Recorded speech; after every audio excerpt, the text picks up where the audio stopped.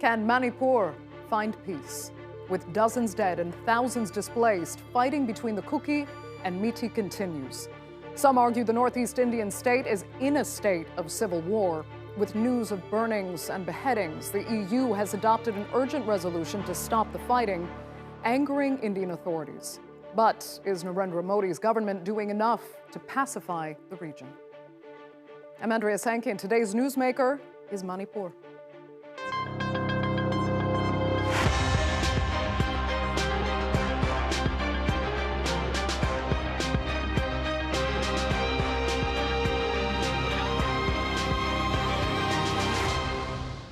By what some describe as conservative estimates, over 140 people have died in Manipur since clashes between ethnic tribes first broke out in May. After the majority Hindu Meitei sought tribal status, protests by other indigenous communities erupted. The violent clashes have resulted in the complete segregation of Manipur's Kuki and Meitei communities. The EU Parliament issued a resolution saying the violence is a result of divisive policies promoting Hindu majoritarianism. But Delhi has condemned the resolution, labeling it interference in India's internal affairs. In a fresh round of violence, 3 more people have been killed this week. Let's take a look. The Indian state of Manipur is on the brink of a civil war.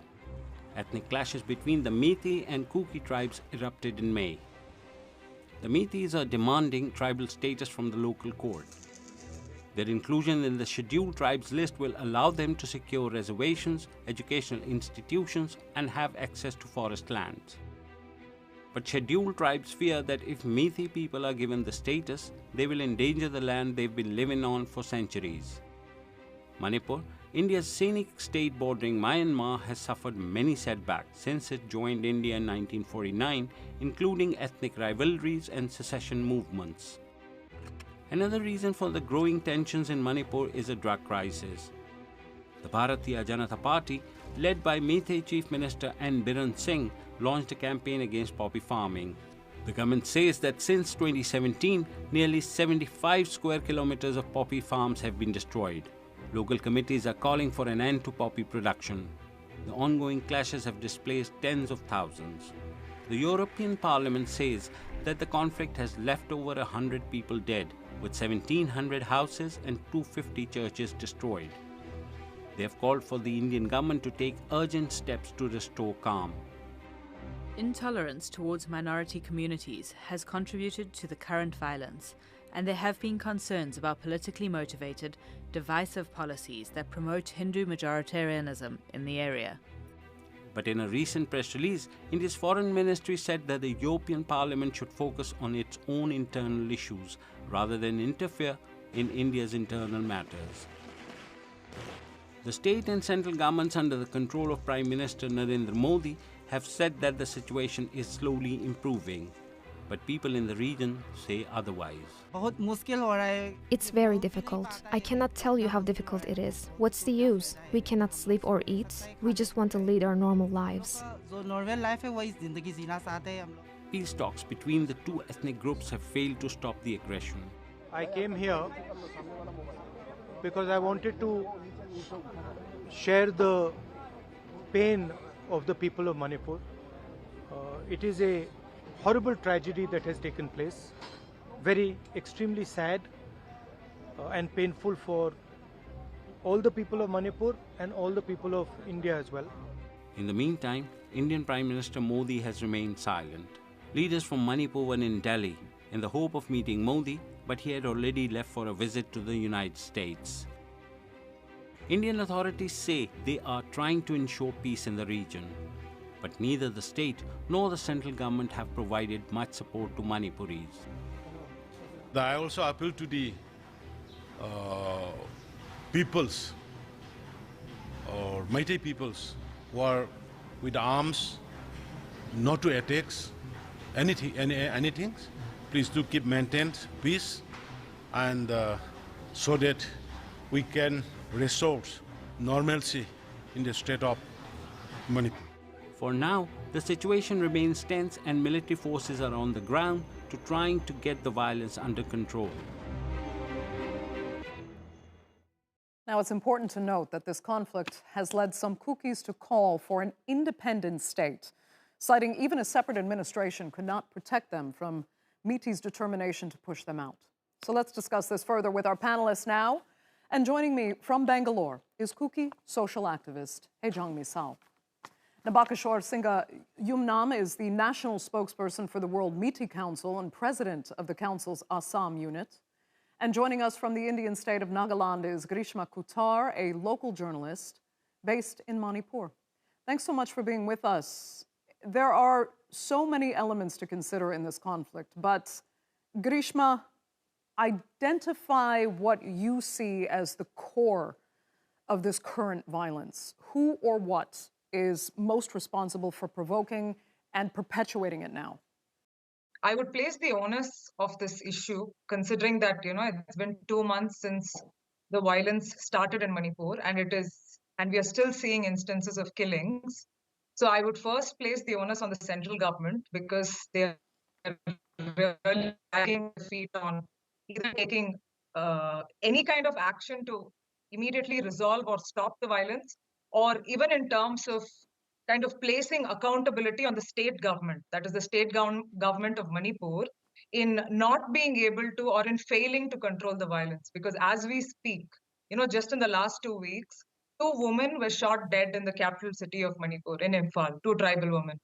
So in one of the cases, the police has not really told us what is happening. In the other case, there were close to 9 people who were arrested. Yet, in this case, it clearly is being projected as, a conflict between 2 communities, that is the Meitei community and the Kukis community. But we need to understand that the Meitei community is also has a huge role to play in the state government, right? The CM and most of the most powerful MLAs of this state of Manipur are Meitei themselves. So the role of the state in aggravating the violence or participating in the violence has been reported on, has also been, like independent organizations have come in and have mentioned that the state also has a role, because it's not just 2 communities here, right? We have to see this as the state versus a community, that is the Kukis community. That has been my understanding in the 1.5 months that I've been reporting on this. In addition, the media of Manipur has also a very strong role in perpetuating the violence, in a sense that there is a lot of provocation that is happening from different quarters, I would say. And in all the big newspapers and big news items coming out of, the media organizations based in the valley, there is a lot of unverified information. There's a lot of fake news. There's a lot of provocation, I would say. So this is making even the dominant community, the Meitei community, even more hesitant, I would say, to stop the violence. Because when your own people are dying, many Meiteis have been killed in this violence as well, especially in the last month. When Meiteis are themselves dying in the violence, are being, shot dead when they enter periphery areas, then the community, while expressing its anguish, is still not able to bring the violence to a stop, as is established by the killings, by the killing of a Naga lady, Lucy Merem, just a few days back. So I would say that there are different people who are responsible for this violence, but of course, the main responsibility on this lies on the central government and, of course, the state government as well, because they have a part in perpetuating this violence. But interesting you say that, the Miti itself can be considered somehow a powerful enemy of the state of Manipur, and though the central government, you've made it clear you believe they are the responsible party here. Nabakishore, she's also saying that the Miti, in essence, deserves more of the blame for the fueling the violence in this instance. What do you say?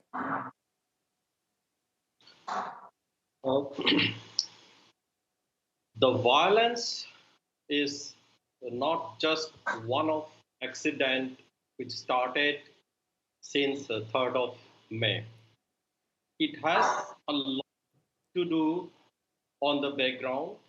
It is also involvement of various elements like the change of the demography in the state of Manipur, and there is the narco-terrorism involved. The Manipur itself is a very vulnerable in the state of in India, in the country in India. People might be hard about mostly on the Kashmir issue, but the Manipur issue was also a very long issue. The state has just became normal in the past probably 9 to 10 years. There is no such kind of a blockade or no such kind of the protest in the streets. So 9 years almost people were living peacefully. However, the world should know is that it is the Meitei community who had a kingdom in the state of Manipur. The king has ruled this kingdom for more than 3,500 years, So and it has a long legacy. Then why should Meitei, having said that, why should they be given this special tribal status that they are now asking for, that minorities were granted before, and now the Meitei, the majority community with all the history of ruling the state, wants this power or this status? We just need to know in a very holistic figure. What is the worldwide population of Meitei? It's just simple 1.8 million. What is the worldwide population of Kuki? It's a 4.8 million, almost 2.5 times. And how can you say that the Meitei is a minority? Not in Manipur, though. Meitei is living in only 6% of the land of Manipur. How you can say it's a majority? Okay, well then let me put that to Haejong. Haejong Misao, you're hearing this argument from a Meitei leader as to why you should not be considered a minority, have any tribal status that you have as a minority in the region now, because regionally, outside of Manipur included, you have double the population of the Meitei group. Thanks for the show, and I would right away start by saying that Meiteis are so good in dramas, they're so good in telling lies, and I would once again tell them that you can fool your own people, but you cannot fool the entire world when we are living in a modern age where technology plays an important role. You can spread your lies for some time, but your lies will come back and hit you back. Now, there are also lots of instances where the lies has started hitting them back. When Nabo Kishore, who is also one of the person responsible for what is happening in Manipur, blatantly blame on the demography and the so-called narco-terrorists, I think he started lying to the entire world again, because you might not believe me when I'm saying the truth, because I belong to the Kuki community, but I never tell the truth because I strongly believe in certain values which I hold dear to myself. Now they've been alleging without any substantial evidence that Kukis are illegal immigrants, when the Kukis themselves are fighting the British for 3 years. That is, we call it Anglo-Kuki Wars from 1917 to 1919, and much before that, in 18th, we also fought the Awa land, under which we helped the Maharaja and rescued them from the. So we understand you're saying there is a deep history of the Kuki people in Manipur. History is there. But then why only now? And the Kuki themselves, out of 188 fighters in Indian National Army, 159 are from the Kukis community, and now without any substantial evidence, they are calling the Kukis as immigrant, and when they are also calling the entire community as poppy planter, and then they are alleging that we are responsible for that. And when by fact, I have the data, 2,240 acres of land are cultivated by the other tribal community, and when the larger chunk of benefits of the drugs, because the factory, the end product went but you have to explain why you have reached the point where you believe a separate administration representing the Kuki people is not enough. You deserve your own state within the nation of India. Thank you for asking me. Yeah, thank you for asking me that question. The demand for separate administration is not at all new. It is unfulfilled political aspiration of the Kuki since the time of our forefather who fought the British for 3 years, which is also known as the most expensive war in the history of India.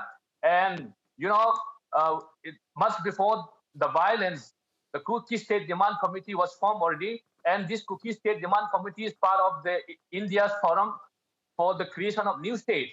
Now, when we are saying this, I would also appeal to the entire Indians. Every year, we are paying tribute to those souls who contributed towards the cause of India's independence. Now, 159 Kukis who have sacrificed their life for India's independence. Now, the children of these people who gave their life for India's independence are still given undue injustice by not giving them in separate states. Let me go back to Nabakishore, because there is a major issue. I'm going to have to return to this. We've heard the Kukis argue about their history in the region and that there should be, centuries of determination as to the status of the Kuki community today and that they deserve an independent state. We know that, but still, I need to go back to something you brought up because most Kuki proponents do not believe this is an issue here. Yet you believe the issue of drug cultivation, the trade, plus the mafia operating behind the drug trade in Manipur is a major component to this conflict. How so, and why do the Kuki community not see that? I have a few points to Mr. Hazan. I did not charge that the Kukis are the sole responsible for this narco-terrorism. Did I? No. What I said is the Manipur is a very vulnerable state. And I did not say that the Kuki community, they are traitors. No, I did not say that. What I said is the issue is mainly because of the change of demography. The land itself is a very vulnerable. It shares almost 400 kilometers with a country which is Myanmar. Their political stability itself is a very big question. And there's a Golden Triangle which is there. So what I said is there are lots of elements factor. Now, I come to this question that to Mr. Hazan, that I do not have, I believe that the Metis never question on your citizenship, never question of your patriotism. But the problem is where? The problem is when your leaders are welcoming the illegal migrants from Myanmar till now. There the problem lies. Okay? That's the biggest concern. If you are a citizen of India, you should be also a responsible citizen. That's my point. If we break the laws, then the problem will be there. So, being your community, being your leaders, being a responsible citizen, just to respect the law of the country. Okay, let me turn to Grishma. We fortunately have her back. Grishma, I can see you do disagree with much of what you were hearing. Explain why. Andrea, so I completely disagree with what the previous speaker was, referring to, because this is not an issue about, the displaced people from Burma, because there is a war going on in Burma, and this has been established internationally. International organizations, media organizations have reported on the war in Burma, and the displaced from Burma, who share ethnic relationships with Kuki people, with Zo people across the border, and not only just in India, even in Bangladesh.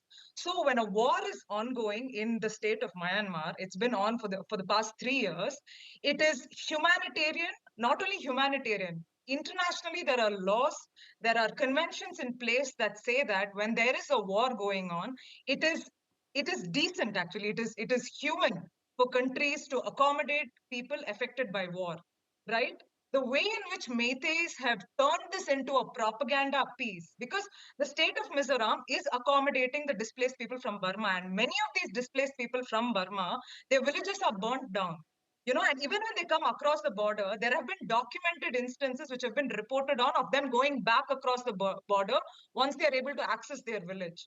To use a humanitarian situation like this, where literally people are being killed across the border, to turn it around and to use it as a target when a war is going on between two communities in India is, I mean, Okay. I don't even know what word to use, because this is the kind of propaganda that has been going on from the time this war has started.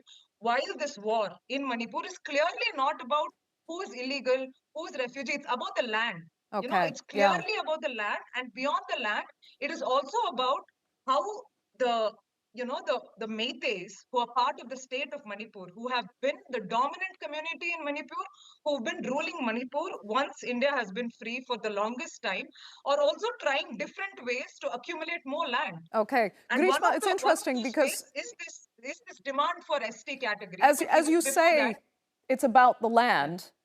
Is it fair then to see parallels with what is happening, for example, in Kashmir, with the Indian government changing the status of certain groups in a way that many people see favors, again, a Hindu population over others? Well, I would kind of respond to that by saying that the actions of the Indian government in both the areas, right, in both the conflict zones, are extremely problematic in the way they've dealt with the issue. But I would still say that the issues are different. Right, I would still say that what's happening in Kashmir is different and what's happening in Manipur is different. Though the response of the state, the manner in which the state treats the rights of indigenous people or minorities is same. For the state, for the government in India, especially the present political dispensation, that is the BJP, the Bharatiya Janata Party, they have never prioritized what the needs of the people are. They have always sided with those who are dominant, and even beyond dominant, those who would go along with their political aspirations or with their political ideas, so to say. And their allies in Manipur has been predominantly the Meitei community, but so is the Kuki community as well, because many of the Kuki leaders are from the BJP, and that is also part of the problem, right? Because for the longest, for a really long time, though there are many MLAs from amongst Kukis who are BJP, they have also been kind of dragging their feet on addressing it and aggressively taking this issue up with BJP, because I feel like that also hasn't happened. Even they are dragging their feet, and that's because they are allies of the BJP as well. So I think the larger problem is this. Okay, let me ask Kejong about that. Are Kukis, in the case of some Kukis that are allied with the BJP, do they perhaps have themselves to blame for what's happening to the wider community? We have strong allegiance to the BJP party, even in the states as well as in the national central government. Now, we don't have an issue with the party, but we have issue with the person who is in charge of the BJP government in the state, CM and Biren Singh. Now, coming clean to what Nobokishore was saying, this is what they are doing. Now they are trying to change the narrative, and the false narrative they are spreading to an entire world, saying that they never call the Kukis as narco-terrorists. They never call Kuki as illegal immigrant. I think this is very unfortunate. One after the other, they keep changing their narrative, when their false narrative was not at all by the international community, because there are independence inquiry happening in Manipur, and they established the truth and fact, and then after establishing those truth and fact, they are now trying to change those narrative again. This is how they play. So as Grishma Kotha was rightly pointing out, it has nothing to do with all those allegations, but it is all about and we to the tribal land, which is protected under special contribution, special clauses of the Indian Constitution under 371C. So they are trying to use up upon the land of the tribal people, and then they are trying to take over the land of the tribal people. So they cannot afford the entire community at one shot. That's why they are first targeting the Kuki community. I am damn sure the next target would be the next tribal community. Okay, So we're it's down high to our time the last tribal minute. community in I need to Manipur get wake back up before to it's too late. Nabakashore. Just 1 minute. You know, we've heard now Grishma say that state media is also a problem.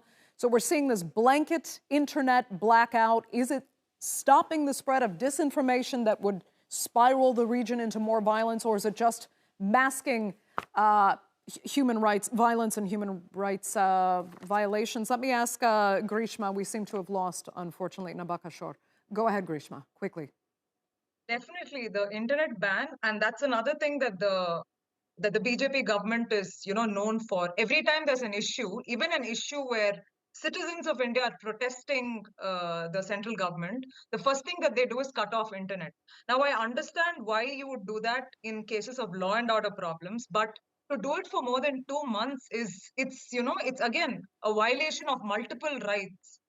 Multiple rights, not only of, at the level of a citizen, but also international rights, right? So in such a situation where there is a blanket ban on the internet, because of which, multiple things are affected. Students, government employees in the hill districts. Right. Like, I have had to travel like 6 hours to reach a place where still the internet is patchy. Right. So internet, yes, a big issue.